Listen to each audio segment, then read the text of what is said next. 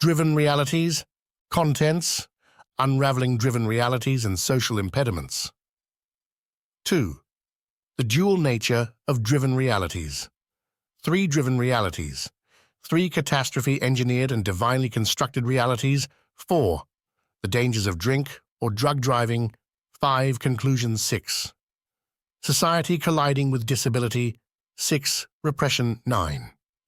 The path less traveled. 11. The illusion of support. 12. Bibliography 13. When you align yourself with positive thoughts, emotions, and actions, you start vibrating at a higher frequency, attracting more positive experiences into your reality. This is why it's important to focus on self-love and self-care, as this will reflect in the world around you. However, it's essential to remember that creating your reality doesn't mean you have complete control over everything that happens. There are external factors at play, such as the energies of the universe. Life throws obstacles in our way to test our resilience and willingness to grow. These challenges are necessary to help us become more adaptable and wise. It's important to remember that strength sometimes lies in submission and allowing ourselves to be guided by something greater than ourselves.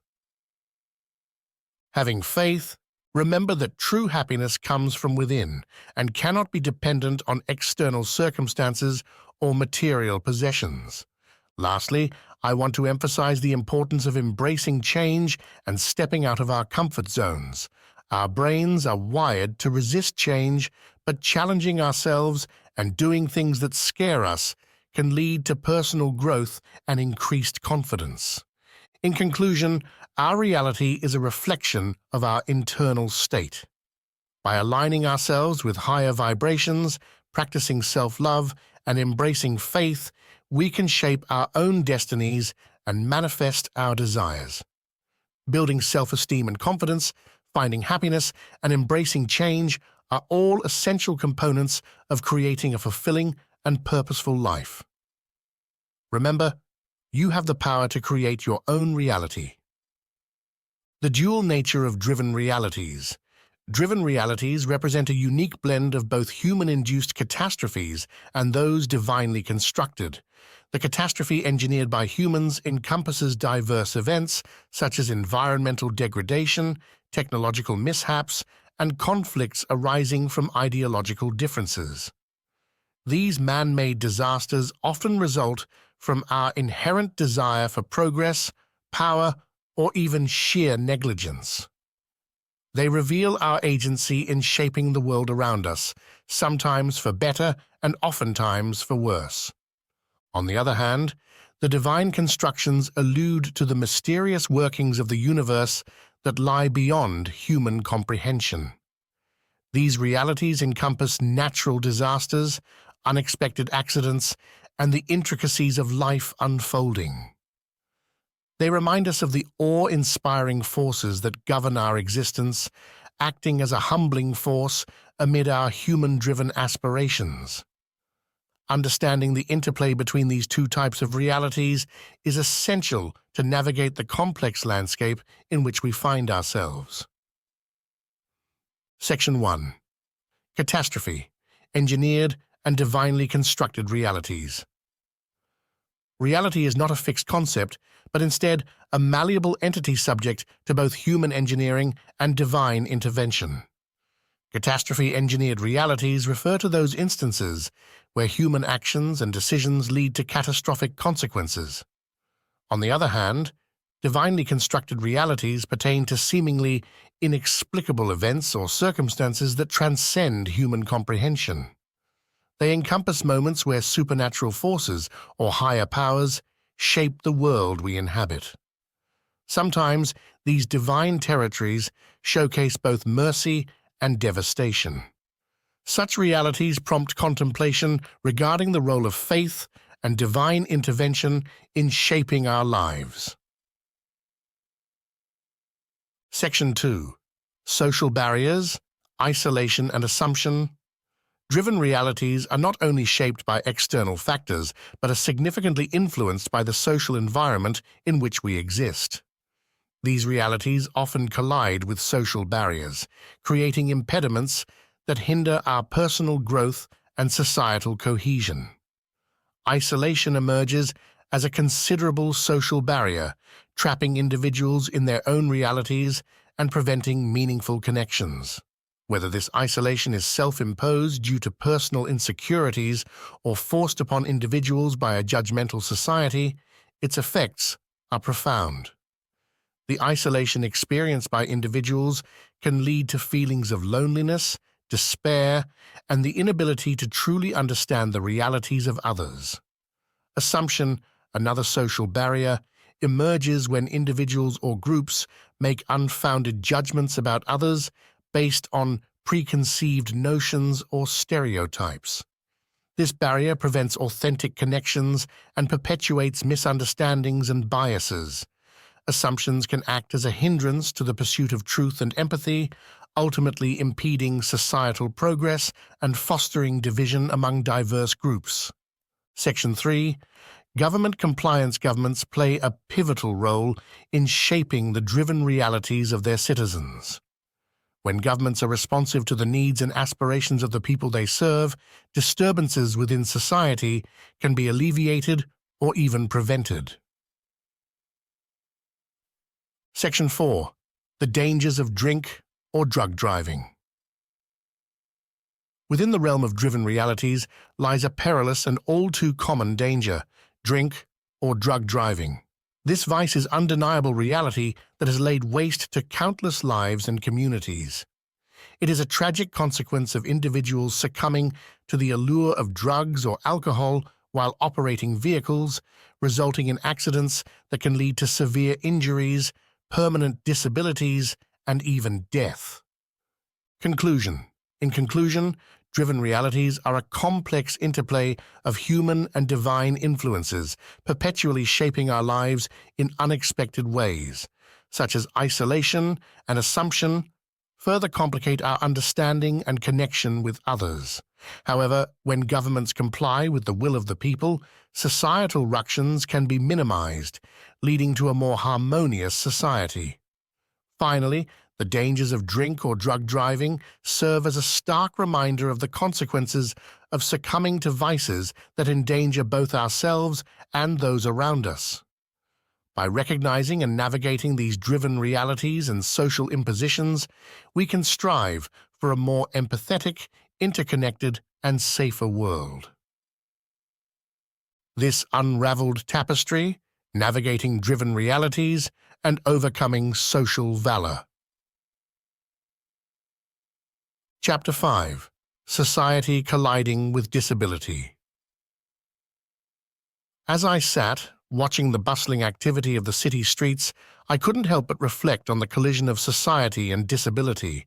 It seemed as if these two forces clashed rather than coexisted, with one often imposing its will upon the other. This chapter explores the harsh realities that individuals with disabilities face in a society that often fails to understand the depth of their struggles. From the over-compassionate community just insulting to the desire to not draw attention to oneself, the collision between society and disability becomes evident. I had always been an observer, a lover of human behavior, intricacies of the mind, and how it determined our actions. But it was only when I became a victim of a drink-drive car crash and suffered brain damage that I truly understood the complexities of disability. In the aftermath of the accident, my recovery was a 20-year battle, filled with countless doctor's appointments, therapy sessions, and rehabilitation. However, it was during this period that I realized the importance of educating others about disabilities, their implications, their challenges, and their triumphs. Naivety had fueled my invincibility, and denial had clouded my judgment. But with determination and the unwavering support of my family, I was ready to change society's perception of disability. Society's warped view of disability was evident on every corner. The lack of knowledge, the neglect that soared, and the harsh impressions left an indelible mark on me. A neuropsychologist, often find themselves at the front line of this collision, witnessing the struggles faced by those trying to navigate a world ill-prepared to accommodate their needs. One particular incident still lingers in my memory. I had been invited to speak at a local school, hoping to enlighten students about the realities of disabilities. As I entered the classroom, whispers of curiosity filled the room. The students looked at me with wide-eyed wonder, never having seen someone with a disability up close. They listened intently as I shared my experiences, the challenges I've faced, and the remarkable moments of triumph. Fast forward to today, the collision between society and disability remains as misaligned as ever. The indifference toward disabilities often comes from a lack of knowledge and unwillingness to confront the uncomfortable truths that such knowledge brings. We, as a society, still haven't learned from past mistakes. We continue to drive under the influence of ignorance and discrimination. This imposition only serves to further distort the social landscape, alienating those who are already fighting their own battles. Mothers like my own become warriors, advocating for their disabled children, fighting for their rights, and pushing against a society that often forgets their existence. Sisters, like my younger sibling, offer support and understanding in a world that often views people with disabilities as burdens, as scroungers. These characters, though not without their own flaws, serve as reminders of the power of resilience and love. As I continued my observations as a person with a disability, I realized how much society's perception of disability impacts our own experiences. The mind might have been damaged, but my heart remained strong, finding solace in the smallest kind gestures and seeking kinship with others. Despite the societal barriers and the seemingly insurmountable obstacles placed before us, there is hope. Through education, advocacy, and a shift in perceptions, we can alter the trajectory of society's collision with disability. We can foster a community where compassion is genuine and the rights and dignity of disabled individuals are respected. Through my journey, I learned that determination and perseverance can lead to remarkable change. Every hurdle I encountered became an opportunity to educate, allowing me to pave the way for future generations. I realized that my disability was not a limitation, but a catalyst for transformation. As I brought this chapter to a close, I couldn't help but feel a sense of both sadness and hope. Sadness for the countless individuals who continue to face society's ignorance, and hope for a future where society embraces disability and celebrates the strength found within it. Life's most challenging moments, it is our ability to persevere, our determination, and our unwavering dignity that propels us forward into realms of self-discovery. Chapter 6. Repression. In this chapter of Realities Driven, the focus is on the concept of repression and its effect on the protagonist's life. The lead character, an unnamed individual, shares their experiences and struggles with repression, both external and internal. The chapter begins with the protagonist reflecting on their past encounters with people who seem to have access to their thoughts, memories, and future. They question whether these individuals, including a spiritual neuropsychologist and a person they were in a car crash with, had the ability to affirm their memories or manipulate their mind. Amidst a world filled with deception and hidden truths, the protagonist reveals that they have experienced a version of heaven. Throughout their journey, the protagonist grapples with the notion of divine guidance and intuition. They recall moments when their intuition provided insight and messages from a higher power. The narrative shifts towards discussing the various forms of deception present in society, including elite power, governmental overhauls, mind control, all kept as sacred secrets. The protagonist believes that someone, somewhere, possesses knowledge about these hidden agendas. They reflect on how their once beautiful and gifted mind was destroyed, potentially influenced by people who do not adhere to established principles. Furthermore, the protagonist contemplates the power of words and their ability to shape worlds. They recall how their own words were manipulated and distorted, leading to confusion and alienation. The isolation they experienced, coupled with their dreams and aspirations, led to a deep sense of neglect and hardship. The chapter delves into the protagonist's experience with repression, both externally imposed and self-inflicted. They detail their struggles with social isolation, warped perceptions, entrapment by divine forces, and the confusion that ensued. The protagonist presents these experiences as a glimpse into the realities they have lived, hoping to provide readers with a deeper appreciation and understanding of the challenges they faced.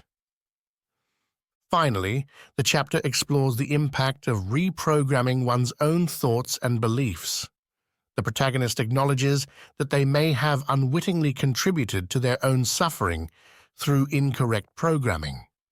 However, they emphasize the additional factors they faced, such as brain damage, neglect, and societal conditioning, as well as the manipulation they experienced at the hands of the neuropsychologist and naysayers.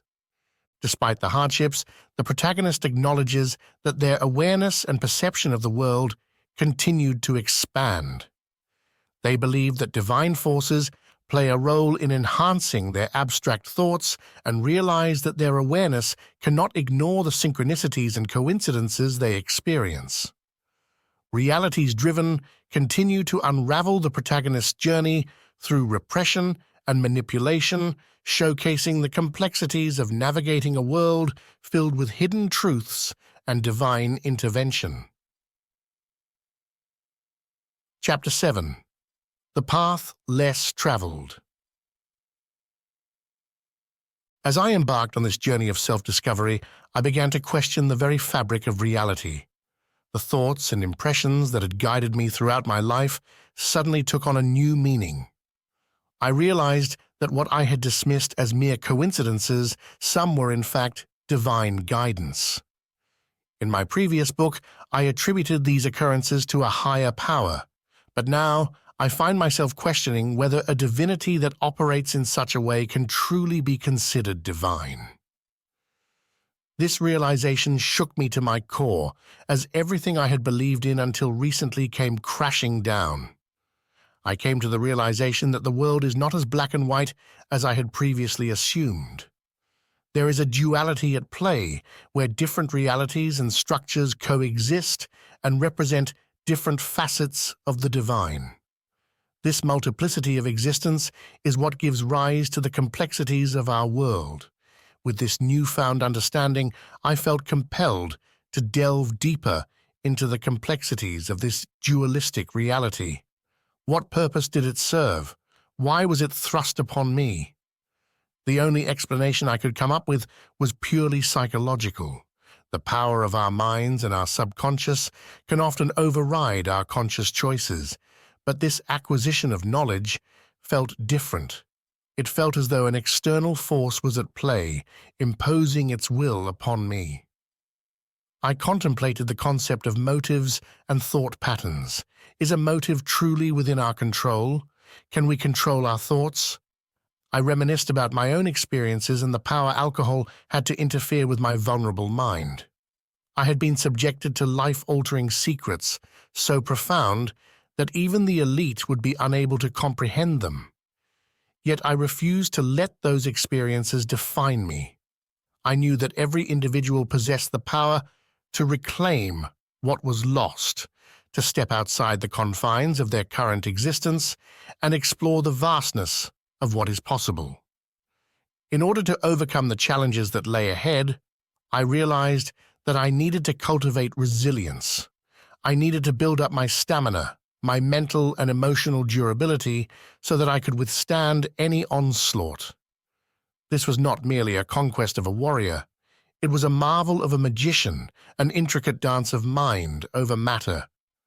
I took solace in the fact that this arduous path I had chosen would ultimately lead to greater satisfaction. It promised a banquet of experiences filled with both beauty and delight. I had always gravitated towards the difficult path, as it was ingrained within me. But now, I understood the importance of stepping outside my comfort zone, of doing things differently. It was through these challenges that neuronal growth would occur, enhancing my adaptability and flexibility. As I closed this chapter, I knew that the road ahead would be treacherous, filled with twists and turns. But I was ready. I was prepared to embrace the multiplicity of existence, to navigate the complexities of this dualistic reality, and to discover the true nature of the divine. Chapter 8. The Illusion of Support. In this chapter, I will explore the concept of support and its implications on personal development. I will reflect on my own experiences and how they ultimately hindered my ability to navigate through life's challenges.